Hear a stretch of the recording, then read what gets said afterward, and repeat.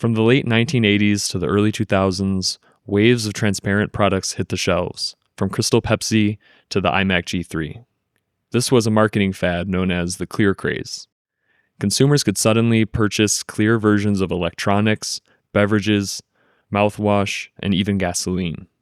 But why were companies marketing clear products so aggressively?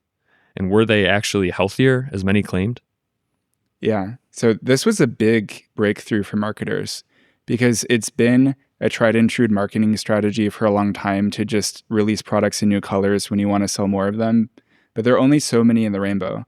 So when they realized in the early 80s that they could make their products clear and turn it into this really big marketing fad, it was very successful. Yeah. And, this episode is less of like a true consumer aesthetic and more of a consumer trend. Yeah.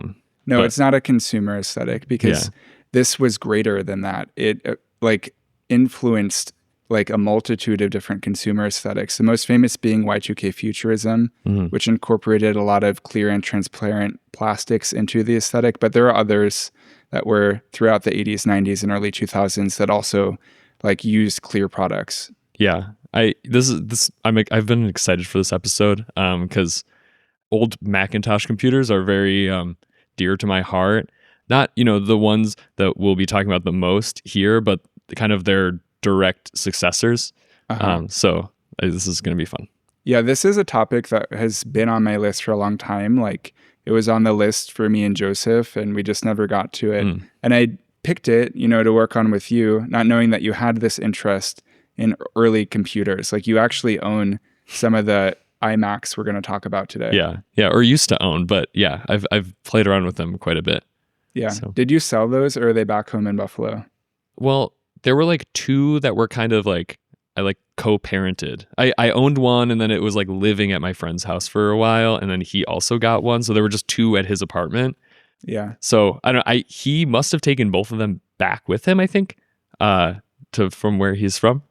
I don't know if he has both of them. Actually at some point, I think both of them combined into one computer because of broken parts. But that's cool.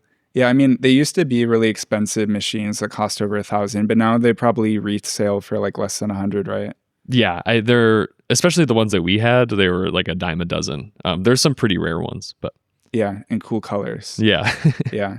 And then also of note, this is the first episode of 4 that we're going to do that talk a bit about technology and computers. This is something I've been trying to do more with the podcast, just releasing episodes consecutively that have something to do with each other, just sort of carry momentum and build themes. And so we're getting into an era where we talk about tech a bit. Yeah, I don't think I've ever said on the podcast directly, but I was a computer science major. I also like studied photography. And so I was a BA in computer science, which is like weird, but I don't know. I don't really love the computer science field. I just love computers and how they work. So this is going to be a great run of episodes. Yeah, because usually it would be a BS in computer science, right? Yeah. What's the difference between that and a BA in computer science? I did the BA so I could have an external concentration in math, but not have to like take more classes technically, like the same number of classes. Yeah. And then I also got to just like pick any elective that I want. Yeah, that sounds cool. Yeah, it was nice. So what were the origins of the Clear Craze? So most articles, they trace it back to Ivory soap and this very early slogan that they had starting in 1895, that's kind of a mouthful. It's 99 and 44 100ths% pure. I don't know how this caught on. It's like not intuitive, but maybe that's why it like resonated with consumers. It's because it was like, wait, what? Yeah, absolutely. It feels so late 19th century, like as many words. Not streamlined, did not come out of a boardroom for sure. No. Yeah. So they trace the Clear Craze back to this slogan because they say that there's this strong connection between Ivory soap and the idea of clarity and purity. But I think that's a bit of a misinterpretation because Ivory soap, it wasn't the first clear soap. It actually wasn't clear for the first time until the 90s when they released a transparent version as part of the Clear Craze. It was actually more famous originally for being light because the original formula, it trapped air inside of the soap and it could float on water. So like people were kind of wowed by the fact that the soap could float. And yeah, again, it wasn't until 1895 that they got the other slogan. And it was because the company hired a chemist to evaluate if their soap was purer than like Ivory's competitors.